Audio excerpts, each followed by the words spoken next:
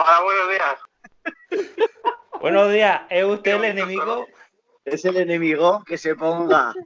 A ver si nos puede devolver unas cuantas. Encarna bonita. Mira, que tengo que dejar la tienda de Emilio Móstoles, me he dicho, voy a poner una empanadilla y voy a llamar a Encarna, que me gusta mucho el programa.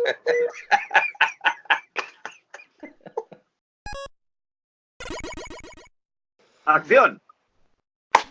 Muy buenas retrofrikis, bienvenidos a vuestra Friki Room, esa habitación en la que nos reunimos de nuevo para hablar y descubrir, ¿no? Y disfrutar del retro gaming. Paso a saludar y presentar a los compañeros.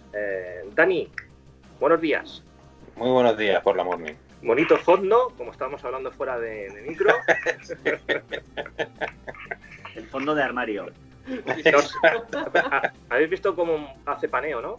Disimuladamente. Sí. No sé cómo lo tiene instalado, no sé si es que tiene el ordenador encima de las piernas o qué. Sí, es eso, Charles Xavier, tío. O tiene el ordenador un eje y la habitación da vueltas. Exacto.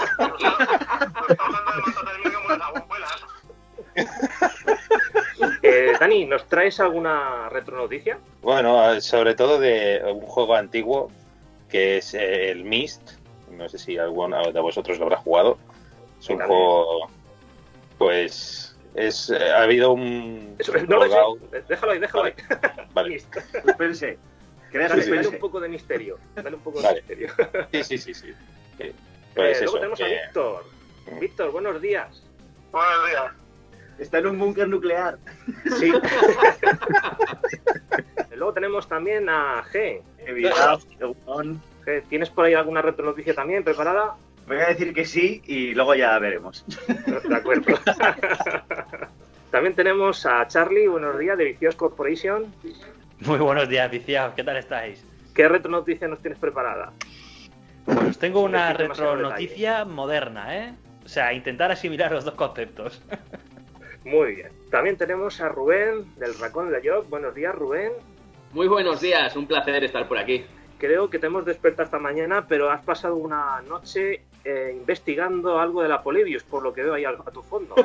Sí, bueno, es que aquí no paramos con la Polybius y hasta que no la encontremos ya sabes que no vamos a parar. Veo ahí tu pizarra de estudio y mapas. Sí, es una pizarra, sí. Ahí vamos marcando nuestros fracasos y bueno, esperemos que no lo llenemos mucho. ¿Tienes alguna retronoticia también? Pues sí, hoy hablaremos, voy a decir el nombre, de Pong y de una noticia curiosa sobre Pong que seguramente os va a gustar. ¿De Pong? Oh, sí, pero la noticia tiene que ser retro, ¿no? No de dinosaurios. Israel de No Loading. Buenos días, Israel. Buenos días. Chicos, vamos a pasar a las retronoticias. Si Venga. me permitís, voy a empezar yo porque así ya os dejo luego vía libre para todos vosotros. Y mi retronoticia, no sé si conocéis a la casa Datadisk, una británica, ¿vale? Pues, bueno, es una discográfica de Londres y va a sacar en exclusiva, bueno, sabéis que en exclusiva ellos van sacando como unas bandas sonoras de videojuegos retro, pero en vinilo. Sí. Y lo que van a lanzar ahora es una remasterización del Thunder Force 4. ¡Oh, yeah! Sí, señor. Bueno, Brutal. pues esta compañía lo que intenta es promover un poco compositores de videojuegos, como comentaba antes. Y su objetivo ahora es lanzar la banda sonora de Thunder Force 4. Pero ojo, que hablo de algo con licencia y oficial, ¿de acuerdo? Oh, yeah. ¿En serio? Bueno, tengo aquí la página de televisión. ¿En serio? ¿En serio? No, era broma. Siguiente noticia. Continuará, contendrá 38 canciones, no sé, supongo que serán en varios vinilos, porque el vinilo estaba más limitado, ¿no? Por la cantidad de música que había dentro, pero 38 canciones, o sea que si encima viene con un pack, No, vinilo. con su cartón, todo, o sea, todo así como antes, guay, esto tiene que ser tremendo. Y de los 38 canciones, 10 serán un remake, ¿vale? Inéditos. Tendremos 3 ediciones para escoger, que al parecer simplemente de momento nada más que han visto que varía el color, pero no sabemos si el contenido también. Y Quiero tendrá las su, Quiero las tendrá su caja de cartón y lógicamente su buena portada original y un póster plegable en su interior. Fechas parece ser que finales de abril. No sabemos si estamos hablando solo de Japón o es a nivel global, pero bueno, sabemos que ya tiene que salir este disco en vinilo. ¿Tenéis todavía el tocadiscos por ahí vivo? Deluxe Vinyl Edition, ¿vale? Pero tienes tocadiscos. Claro. A ver, enseña el tocadiscos. Vale. Qué puto Ole, titán. ya está. Qué puto titán, tío. Ahí está el tocadiscos, tú. Sí, Y señor, la tele sí, de señor. tubo. ¿Tú de qué año has salido, tío? Es una ventana al pasado. Esto no es Skype. Es el viaje del tiempo, esto. Claro. Para los más interesados de Datadisc, la página es data-mediodisc.com. Bueno, va a lanzar ahora el Thunderbolt 4, pero que sepáis que tenéis ya en vinilo Streets of Rage, Shenmue, Xenoblade 3, Hand On, Load Run, Golden Axe, en fin, Altered Mira. Beast, el Gunstar Heroes también lo tenéis. Hostia, le han caído Qué natillas guapo el encima. dibujo. O sangre. Pero está impreso el dibujo en el Es una gozada, tío. Esta edición es una maravilla. Metal Slug, también lo tenéis. Pues ¿verdad? mira, pues pásame todas. Sonic Mania, Okami y bueno, en fin, tenéis un montón. Echadlo de chafardear porque están su precio medio suelen ser 20 libras. Yo me he enterado de que van a lanzar un juego que se llama Imputanoid, tío. Me he quedado, vamos, con el culo torcido y he dicho, vamos, ¿dónde? ¿De qué se trata? ¿Qué? Pues debe de ser que vas a la sede armado con una ola de demolición, derrumbas todo y luego la gente aplaude, tío. O sea, sería como la vida real, ¿no? El sueño de mucha gente. Ya ves, ya ves. Me he enterado que el Alex Kidd original iba a ser un juego de Dragon Ball. No, que lo digo en serio, ¿eh? Sí. Sí. Yo lo que recuerdo era eso, o sea, que hay muchos juegos que acaban saliendo que originalmente iban a ser licenciados. Y muchas veces esto ocurre a que se pierde la licencia a lo mejor a 3/4 partes de que acaba en el juego, ¿sabes? Y Sí, claro, sí. a ver, con todo el dinero invertido no vamos aquí a perder pasta, pues oye, a tomar por saco, ¿sabes? Cogemos y hacemos otro tipo de personaje, ahora nos lo inventamos y fiesta. Y eso ocurrió con el Alex Kidd.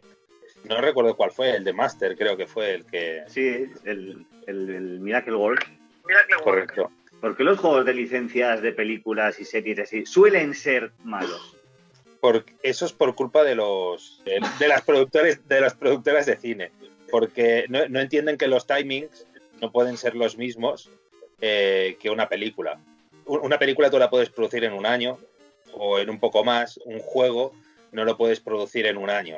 O sea, si ya los juegos de 16 bits muchas veces se podía tardar tranquilamente casi un año en hacerlo, oscilaba entre los 6-8 meses, pues, y estamos hablando de que se picaban ensamblador y movidas de estas de que hoy en día casi ningún programador podría hacer un juego de Mega Drive si lo picara como se picaba antes. Pues claro, tú si coges y le metes a un estudio en plan de mira, que la película sale nada y que lo tienes que tener en 6 meses, en 8 meses, y dices, pues es que este juego a lo mejor para hacerlo bien deberíamos tardar 2 años, ¿sabes? Un mínimo de 2 años entre preproducción y todo, especialmente la preproducción, se tardaría 2 años mínimo. Pues, y cogen y te dicen, en 6 meses lo tienes que tener. Pues claro, lo que ves es eso. Ves que bueno, corre y salen las bodrios que salen. Esa es la explicación que se le ha dado siempre, ¿no? Que los tiempos de producción eran muy cortos porque tenían que salir a tiempo para la peli y entonces, claro, pues salían unas miserias que lo puedes flipar ahí. Claro, y con bugs y todo. Encima igual rateaba los estudios contratando compañías que igual no eran muy punteras precisamente No, pues para ahorrarse 4 perras. Es un detalle importante. Sí, pero yo pienso que más que las empresas, que también, por supuesto, pero son los tiempos. Yo te digo que a empresas que pues no es que sean especialmente, o sea, sus profesionales no se puedan comparar a los top 10 de creadores, tú les das más tiempo y no saldrían los juegos que salen. Sí, Yo te digo que porque es que no. Y además, yo he visto juegos en los que cuando realmente descubres cuántos años se llevaba haciendo el juego, dices, la hostia. Yo qué sé, juegos como el Dragon Age, el 1, realmente se estuvieron 6 años para hacer el juego. Sí, sí. Y claro, dices, 6 años, no 2, ¿sabes? No, 6 años. Claro, por eso a lo mejor tú ves los Call of Duty, que es que son iguales, es que reaprovechan el mismo motor. Coño, si lo tienen que hacer cada año, tienen que hacer uno, que en realidad lo hacen 2 años porque cada año lo hace una compañía diferente. Pero ¿sabes? Es que no dan. O sea, lo que no se puede compactar, no se puede compactar. Lo que puedes hacer es como hicieron algunas compañías que echaron la casa por la ventana y pues llegaron a pillar, yo qué sé, creo que en el Final Fantasy VII llegaron a ver más de 100 personas trabajando en los picos, ¿sabes? En los picos de producción había más de 100 personas currando cuando en aquella época 30 ya era donde vas chalao, ¿sabes? Y tenían a 100 personas. O con el Shenmue lo mismo, no sé cuánta peña llegaron a meter. Pero claro, el juego tiene que salir antes de la siguiente generación, ¿sabes? O sea, aquí hay que meter peña. Es un tema de pasta, tiempos, todo. Venga, va, pues ahora voy yo.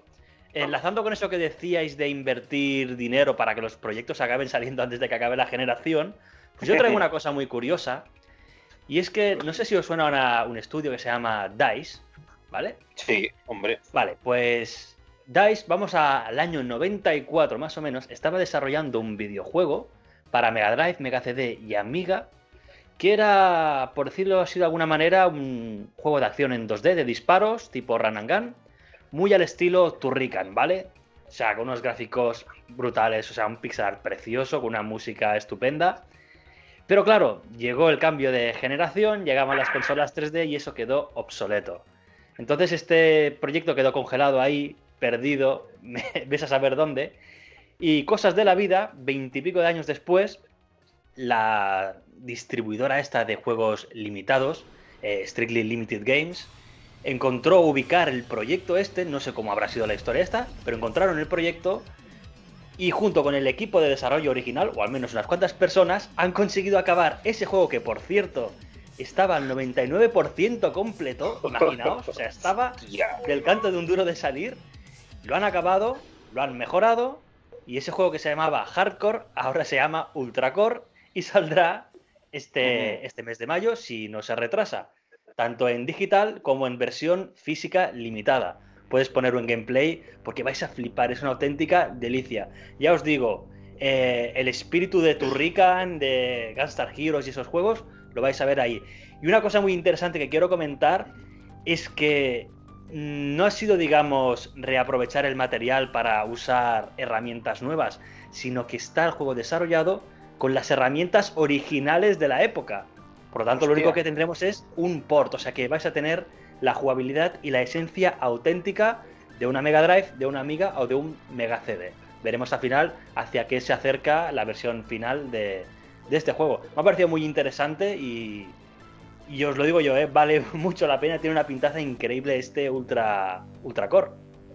Mola. He visto un vídeo del juego y me recuerda, como tú has dicho, al Turrican y al GOTS. No sé si alguien ha jugado aquí al GOTS de Jesús, que salió para Amiga y PC, que se pongan de pie. Pues eso, que me recuerda mucho el estilo de pixel art. Sí, a mí me encanta ese género así, me parece brutal. Y esa presentación, es tremendo. No, lo estoy viendo, es un espectáculo, ¿eh? Sí. Y además, yo creo que era bonito además comentar esto, no solo como noticia, sino como una de esas historias de videojuegos, ¿no? De esos milagros que ocurren con los años, ¿no? Y ahora ves esto y dices, madre mía. Me encanta que se recuperen esos proyectos que habían quedado ahí intergeneracionales y que morían. Morían porque el cambio de tecnología te llevaba a, pues, a otras tendencias, ¿no? Sí. No sé, me ha parecido espectacular. Qué chulo. Y tanto.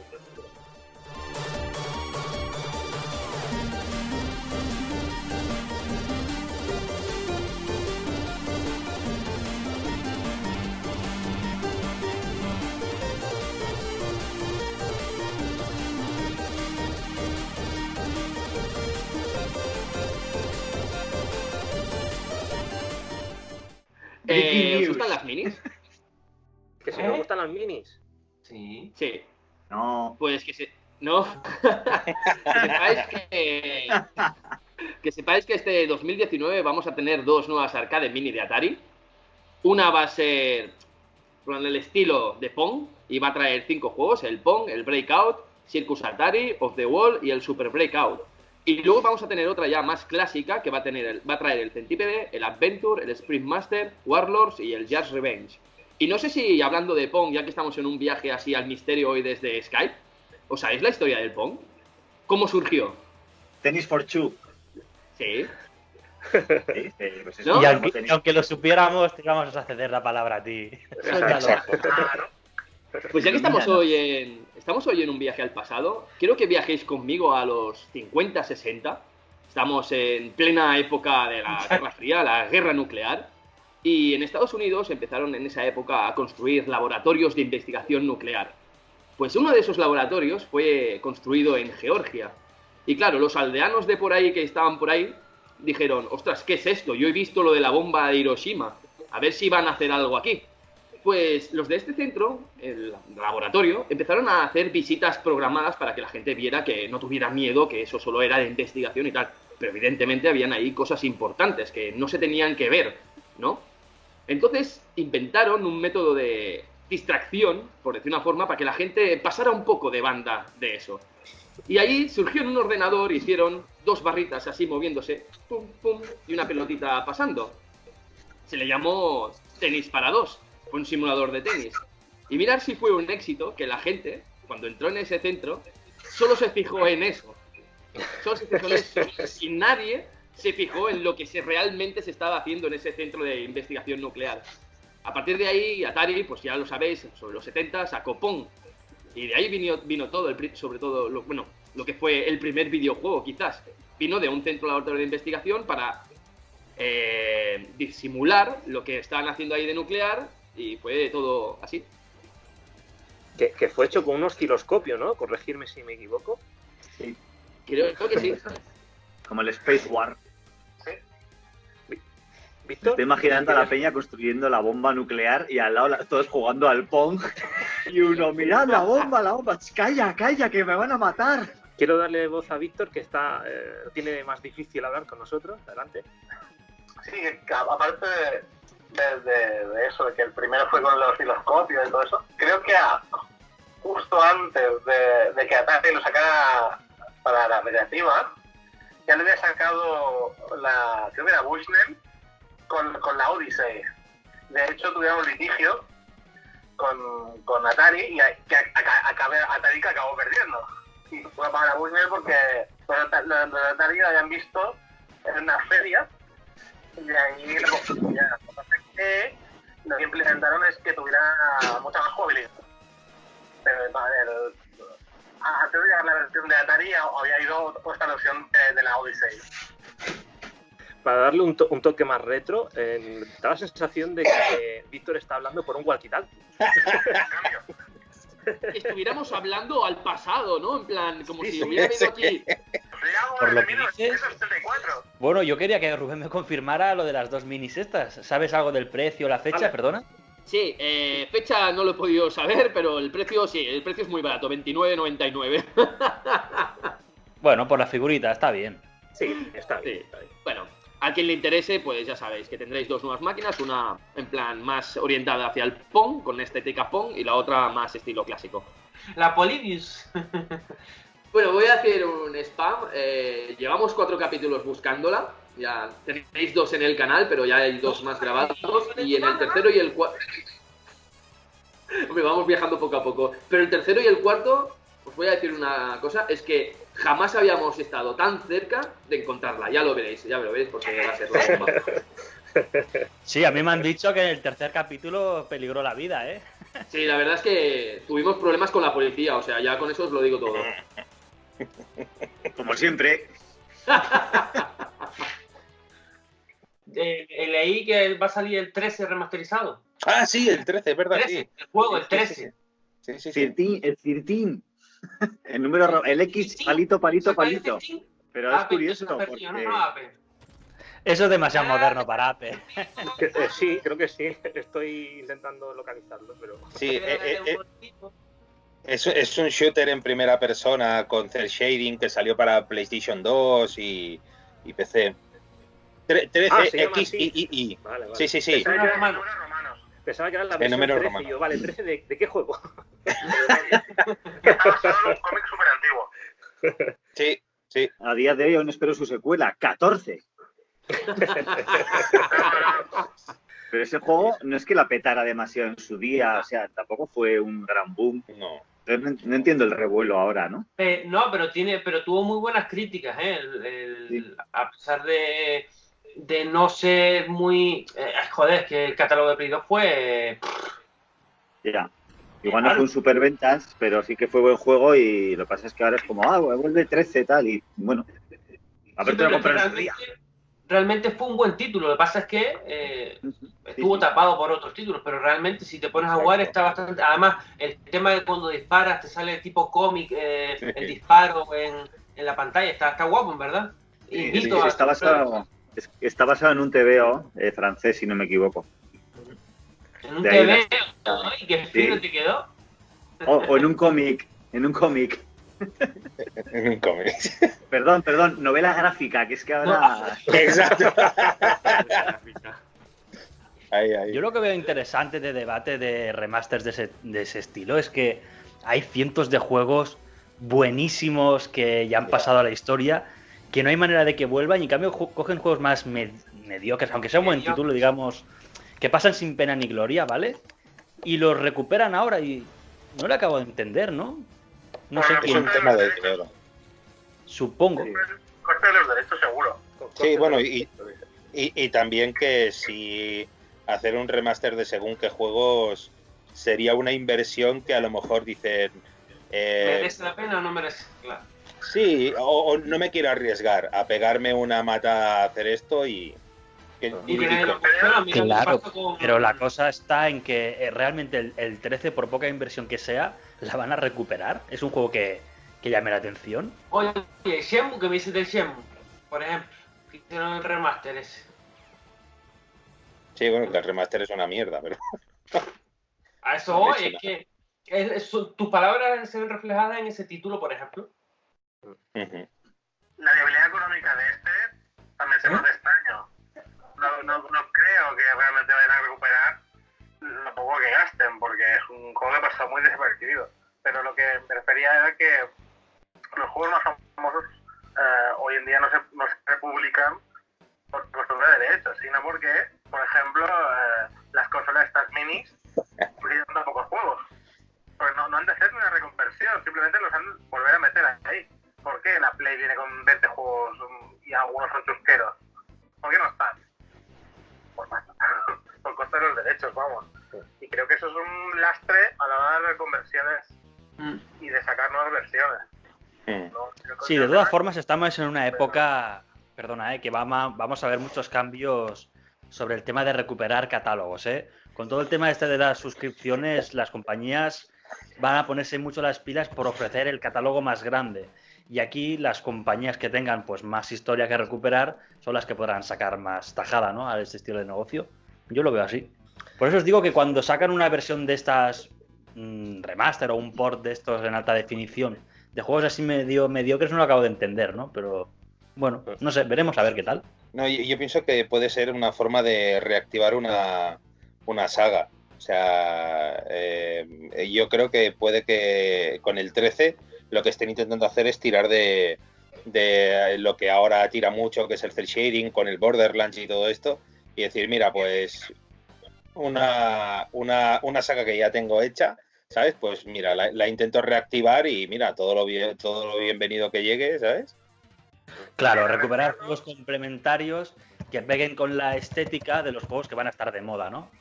Claro. Sí, rescatarla para convertirlo en una saga. Claro. Yo aprovecharé ya para despedirme de vosotros. Ha sido un placer estar por aquí y bueno, Igualmente. nos vemos en otra ocasión. Sí, encantados. Rubén, Un muchas placer. gracias, Rubén. Agur. Que vaya muy bien. Hasta luego. Irra, también si tienes Aprovecho. marcha adelante, mil gracias por estar aquí también con nosotros. A ustedes por la invitación. Hasta luego. Bueno, quería hacer una última noticia que también la creo interesante. Y es que el pasado 4 de abril, en IBI, Alicante, no sé si sabéis que se ha firmado un acuerdo. No sabéis por dónde voy, ¿verdad? Pues Sí, vamos, os va a gustar. el museo Arcade. Ahí está. La asociación Arcade Vintage, junto, lógicamente, al concejal de Cultura, Antonio Rico, una persona que ronda su edad por los 40, por lo tanto es de nuestra quinta y ha vivido, ¿no? nuestra cultura. Su objetivo es crear un museo de videojuegos para preservar y divulgar los videojuegos, ¿no? como parte integral de la cultura contemporánea. Y bueno, pues eso, han cogido un local. Fue la antigua fábrica de juguetes Rico. ¿Recordáis los juguetes Rico? Pues bueno, han cogido todo lo que es la estructura y van a crear el museo dentro. Por lo tanto, es doble matada. Me parece fantástico que recuperen un sitio así y que lo conviertan, ¿no? en un museo para el futuro del videojuego en Alicante. ¿Qué opináis sobre ello? Mola, que mola mil. Son 900 Me da metros. mucha envidia. 900 metros cuadrados y que supone que albergará unas 300 piezas dedicadas a máquinas recreativas, microinformática, en fin, y videoconsolas. Y van a hacer una exposición de Alfonso Azpiri. ¡Oh! ¡Qué buena! Bestia. Así que si vais a Alicante será visita obligada. Pues sí, Pues lugar la de verdad, peregrinación. Desde luego. Sí, sí. De noticias que me he enterado que el Dragon's Crown, no sé si conocéis el juego, es Joder. un juego que es para Play 3, brutal, 2D, De Vanillaware. correcto. Pues que resulta que este juego iba a ser para Saturn o Dreamcast, pero que no he encontrado ningún publisher y tardaron 13 años en al final acabar sacándolo para Play 3. O sea, que Hostia, la qué idea... guapo. La idea viene de hace 13 años atrás y que lo querían Estamos- sacar especialmente para Dreamcast. Estamos ante otra de esas historias guapas de juegos que te pillaban ahí intergeneracionales que al final pues se cancelan y acaban saliendo años después, ¿no? Qué fuerte, sí. ¿no? Cómo se buscan la vida los desarrolladores para poder acabar haciendo pues su obra, ¿no? Su sueño. Sí. Sí. Sí, bueno, eso pasó Incluso- con el Cameo. Con el Ujú. Cameo de 360, originalmente era para Nintendo 64. Y hay prototipos que se ven funcionales del juego. Luego lo hicieron un port y lo empezaron a hacer para GameCube. Y cuando estaba bastante avanzado, al final lo pasaron a 360. Ujú. Y la cantidad de prototipos que deben existir de los juegos que querían hacer realmente los desarrolladores, pero que por imposición, supongo, de la industria, pues los tenían que aparcar y hacer pues lo que pedían las modas, ¿no? Sí. Y yo creo que es una de las magias de la época actual, que se está recuperando eso. Y no sé si es por el tirón retro, si porque aquella gente pues ahora ya tiene una edad o nosotros tenemos una edad y lo podemos apoyar, pero el caso es que el retro sigue vivo, no solo en el tema de lo que es los indies, sino esos proyectos que se están recuperando con los años, ¿no? Sí. Y a mí no me deja de sorprender. La verdad que estamos en una época muy, muy bonita para los videojuegos. Está confluyendo todo de una manera increíble. Tienes catálogos extensos y obras de todo tipo. Sí. No, yo es gracias a cierta gente que conozco y algunas páginas web, algunos portales, así un poco underground, pero que se dedican a recabar todo este tipo de juegos. Y yo he flipado. Yo he llegado a enterarme, por ejemplo, que el Flashback iban a sacar el Flashback 2 para 32X, para Mega Drive 32X, y que iba a ser en 2D. y que fue por el boom del 3D que decidieron crear el Fade to Black y sacarlo en 3D para plataformas más potentes. Pero que hay una pre-alfa o menos y sprites por ahí, alguna animación del Flashback 2 de 32X. O sea, estas cosas a mí me dejan flipado, ¿no? De hola, ¿y esto? Sí, aquí has comentado una cosa clave, ¿eh? Que es que actualmente tenemos el boca a boca de las redes sociales, que si no fuera por eso, la mitad de cosas ni las conoceríamos, o no saldría nada luz. Está claro. Sí, ni de lejos. No, es que además ya te digo, hay algunos portales que ahora no me vienen a la cabeza, pero que se dedican exclusivamente a juegos beta, juegos cancelados, juegos que nadie conoce. Los de Sega Saturn un poco. Sí, por ejemplo, sí. O Dreamcast.es, o sea, esta gente se están muy metidos en el tema. Yo recuerdo que de juegos me hice una lista de juegos que conseguí averiguar que habían pasado, pues bueno, o sea, mejor vida por desgracia, y algunos con el 90% del juego acabado o algunos que no pasaron del concepto. Y hostia, dices, pero qué idea más buena y qué putada que no saliera. Yo qué sé, hubo uno que era el Sonic Mars, que creo que era para Saturn, que iba a ser un juego así de plataformas y no sé qué más, pero con todo el lore del Sonic de americano. O sea, la Sally, Acorn y toda esta peña. O sea, no sé si conocéis el Sonic de Archie Comics, que es un lore diferente totalmente. Pues iban a basar el juego en eso. Y yo no lo sabía, o sea, me dejó flipado. Chicos, pues acabamos aquí. Pues mil gracias por conectaros. Pues Víctor, gracias y sobre todo por ese esfuerzo. Ya miraremos a ver qué ocurre ahí con el micrófono, porque no sé, será algún selector, alguna tontería, alguna cosa. Sí, o algún driver que tengo que bajar. Sí, alguna historia. No sé. Puede ser que sea un driver. Puede ser. Probablemente. Dani, muchas gracias. A vosotros por aguantarme. Charlie, mil gracias. A vosotros. Venga. Saludos. Hasta luego.